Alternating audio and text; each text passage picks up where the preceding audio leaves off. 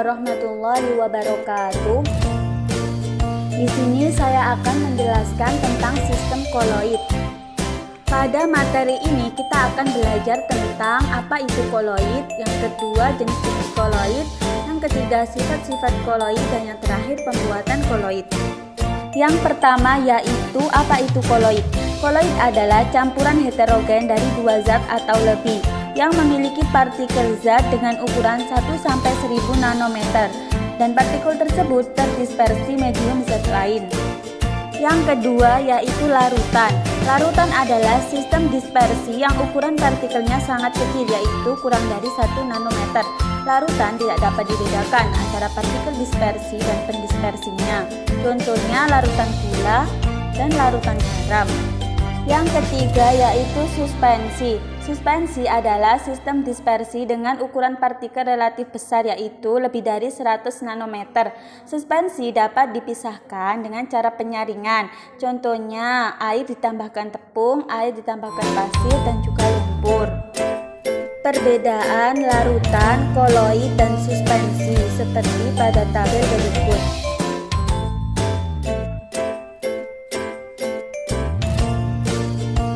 Sifat-sifat koloid. Yang pertama efek Tyndall, yang kedua gerak Brown, yang ketiga adsorpsi, yang keempat koagulasi, yang kelima elektroforesis, yang keenam koloid pelindung, dan yang ketujuh dialisis.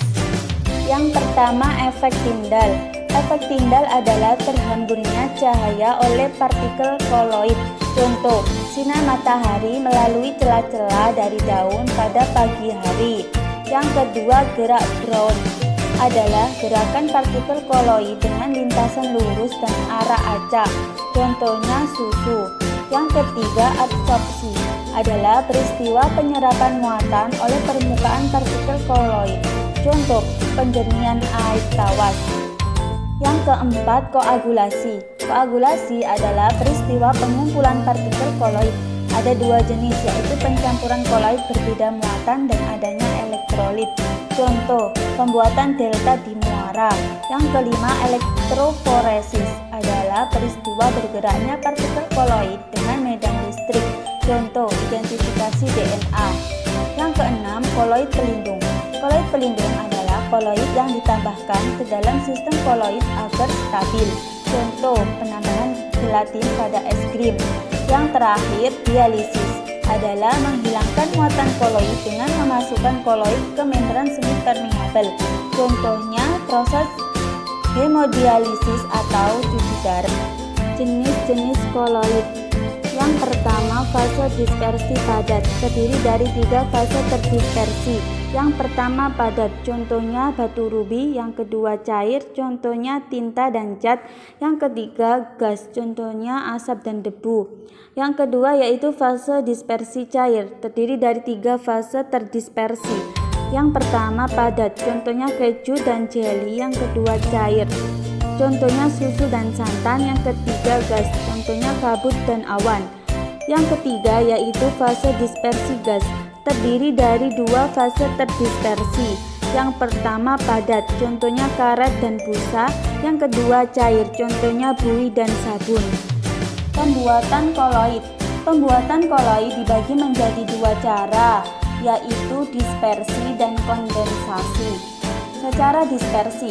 Dispersi adalah pembuatan koloid yang berasal dari partikel yang lebih kasar dari koloid. Pada pembuatan secara dispersi ini dapat dilakukan 4 cara. Yang pertama mekanik, yang kedua homogenisasi, yang ketiga baptisasi, dan yang keempat isopredik. Secara mekanik, contohnya pada pembuatan sol belerang. Secara busopredik, contohnya pada pembuatan sol dari logam.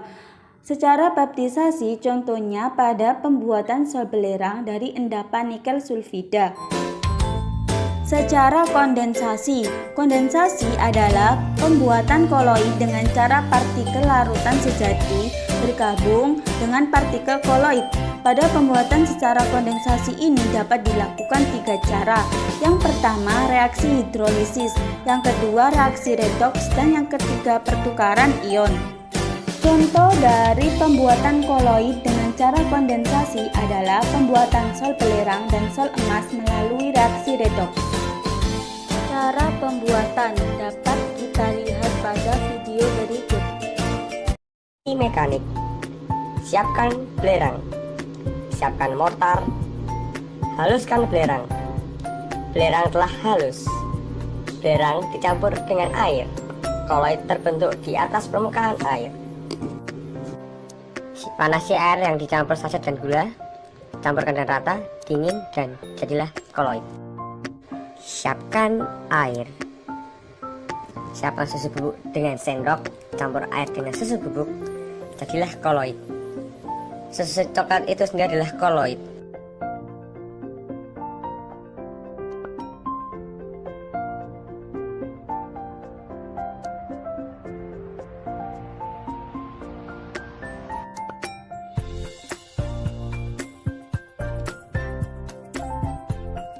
Siapkan FeCl3 dalam tabung. Siapkan H2O dalam wadah. Campurkan keduanya. Jadilah koloid. Koloid berada di dasar dan permukaan air. Siapkan SO2 dalam tabung. Siapkan H2S dalam wadah. Lalu campurkan keduanya. Jadilah koloid. Koloid berada di dasar dan permukaan air. Siapkan AgNO3 dalam tabung. Siapkan NaCl dalam wadah. Campurkan keduanya. Jadilah koloid. Koloid berada di dasar dan permukaan air. Bergantian berlarut. Siapkan belerang halus. Siapkan alkohol, air, dan tabung reaksi. Campurkan semuanya. Jadilah koloid. Koloid berada di dasar dan permukaan. Sekian yang dapat saya sampaikan, semoga bermanfaat. Wassalamualaikum warahmatullahi wabarakatuh.